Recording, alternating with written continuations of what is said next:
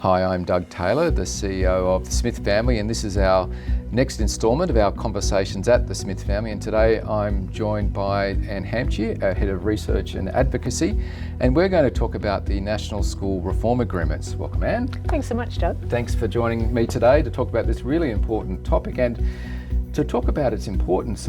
Jason Clare, the Minister for the Commonwealth, as it relates to education, talks about this as our last best chance to get it right. So big expectations with the NSRA. What's your sense of the kind of opportunity this year? I think what we've got happening now, Doug, is all of the ministers coming together around equity. Yep.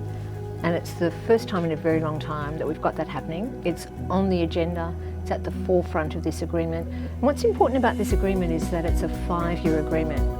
And so if we think about young people starting school tomorrow, they'll be almost all the way through primary school, or if they're starting high school, almost all the way through high school at the end of this agreement. So it's a really critical time. It's the Commonwealth, the states and territories coming together to say, what do we want for children to get out of education? What do we want them to get out of schooling?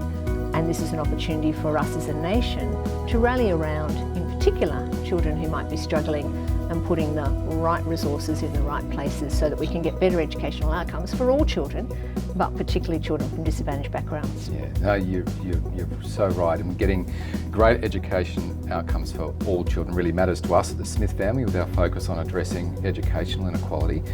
And we know that over generations, Australians have been well served by a great education system. We do have particular challenges at the moment. What would you see as the most critical challenges that the NSRA really needs to kind of lean into and address? I think what we saw prior to COVID and now post-COVID is long-term gaps between children's educational outcome based on family background. Not because of children's ability or lack of, but because the system at the moment, despite the best efforts of schools and teachers, we're not seeing an equity of outcomes going forward. We can do much better, and I think what's happened during COVID, children who might have been struggling before COVID have fallen further behind. But that doesn't need to be the long-term outcome. It is absolutely possible, and we know from our work, Doug, at the Smith Family, how possible that change is if we provide the right support to children and their parents and families at the right time. We absolutely can turn around those big gaps that we currently see. And those big gaps aren't in the best interest of any of those individual children, because how you achieve at school absolutely impacts on what you might be doing post-school.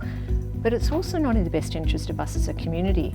At a time when we're trying to grow our economy, grow our community cohesion, we want to actually make the best of the potential of all children and young people, and education is so much a pathway to that. Yeah, it absolutely is. And we've been, at the Smith Family, we've been very engaged in the NSRA process. You made contributions to the expert panel, and I've been involved in the Ministerial Reference Group, and we've just put a submission in as well. So a lot of submissions, a lot of thought being contributed to this really important process for us as a nation. In our submission, how would you distill the kind of critical opportunities that we think will really move the needle on educational outcomes, particularly for all children in Australia? I think if we start with some of the basics, we hear a lot about literacy, numeracy, and things like digital skills. They're absolutely essential for all children and young people. And what we know at the moment is that there's a big gap between who achieves in those 3 areas and who doesn't. And the children who tend not to achieve as well in those are children from low SES backgrounds, or Aboriginal and Torres Strait Islander children, or those who live in regional and remote areas. There's strong evidence about how we can strengthen those outcomes, and those outcomes set children up through the primary years and the secondary years. So that's a really important focus, I think, for the new NSRA. I think our work with parents and common sense tells us how important parents are in all of this. And so I think a focus for the NSRA should be a stronger focus on supporting parents to be engaged in their children's education. Parents absolutely want the best for their children. That's our experience, isn't it, Doug? And I think we can provide schools and families with more resources so that they can be involved in their children's education. I think for us, really using evidence, using data is absolutely the key. At the moment, as a nation, we know that some children are not doing as well as they might, but we can have a much more nuanced data approach. At the Smith family, we're following the educational outcomes of all children who are on our Learning for Life program, seeing who needs additional support at particular points in time. As a system, that's what we need to be doing with our data. So a much stronger data-led and particularly for disadvantaged children, so that we know how children are tracking and where additional resources and support need to be applied. Yeah, there are a range of really critically important measures, and as you say, and when those things are in place in our work with young people, we see young people thrive and have terrific educational experiences.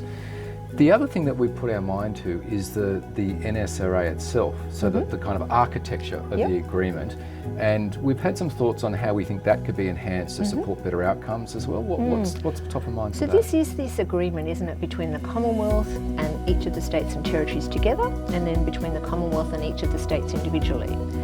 One of the things I think would be really helpful is if we had more visibility as a nation about how those agreements are playing out, and to help us do that, to set some really important targets, including for children from disadvantaged backgrounds, but to have what we've called an independent assessor that reports to the education ministers about how different states are progressing. And that would not only give us all more visibility, but I think an important role for that assessor could be to share some learnings. There might be some terrific things happening in one particular state, another state might be challenged. Share that knowledge, share that learning, so that there's a sense of how can we together as a nation continuously improve those outcomes. We've got a strong focus, haven't we, on our programs work about how might we improve these programs.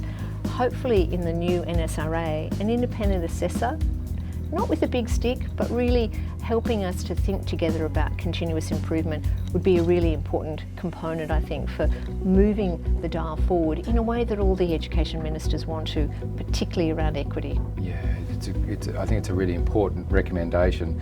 I mean, obviously, as an education system, we face significant challenges, so why not aggregate those learnings and share them across jurisdictions to get better outcomes? So it makes an enormous amount of sense. Thank you, Anne. Thanks so much for your time today, and thanks for joining our conversation today. We're obviously keenly invested in this reform opportunity, and we believe it's a significant moment for our nation, and we invite your feedback and interest into this as well.